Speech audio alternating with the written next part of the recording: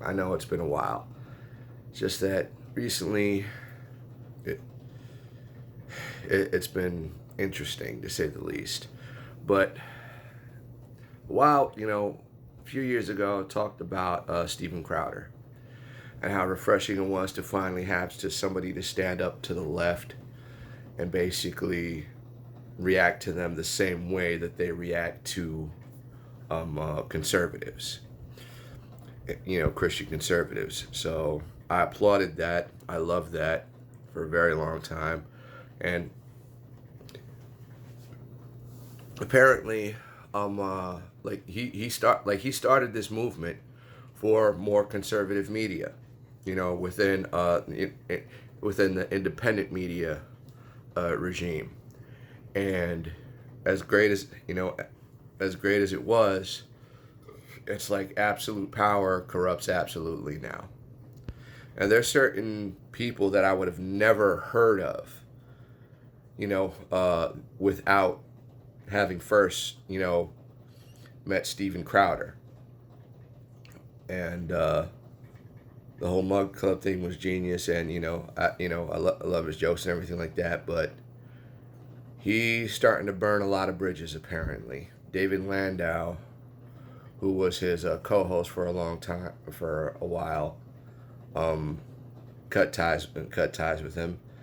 Several people had cut ties with him. I remember meeting Quarter Black Garrett at the 2019 New York Comic Con, but and shortly after that, he's not the producer anymore.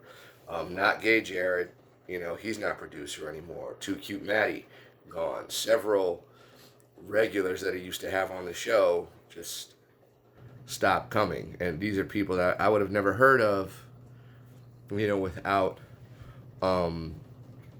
him. And as much as I loved him and everything like that, it also, it sucks that okay, you're conservative, but now you're acting like a lot of the jerk producers, that work for the showrunners and hosts that work for the left. You're basically this. It's like you're becoming Ellen DeGeneres all of a sudden, and it started with the whole thing began to unravel more or less when it was the feud between him and the Daily Wire. Now, mind you, he said how basically these conservative media, they're still in cahoots with big tech. He didn't say who it was. He just basically read the contract out loud and left out the name of who it was offering him that contract. Daily Wire blew their own spot up by by basically trying to defend themselves, and the feud between the two of them started. Now he's more on Rumble, which is okay, fine. But now with David Landau coming out and basically talking about his mistreatment on the show, is like, I don't know anymore. It like I said, without Steven Crowder, I would have never known who Greg Gutfeld was. I'd have never known who the Hodge twins were, or Lauren Chen, and like so many other people. And then finding out that certain people, are a Christian conservative, or maybe they're even classic liberal. Like, I would have never known that Dave Rubin was gay, because I didn't watch Young Turks.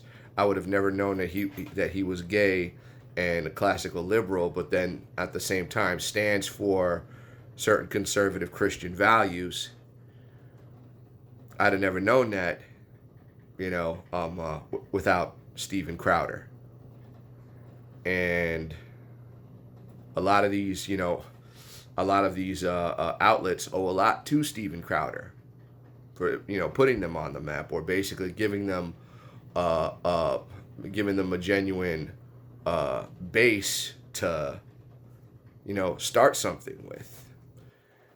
And I feel like Steven Crowder knows that, and therefore he probably, I guess, feels a little entitled.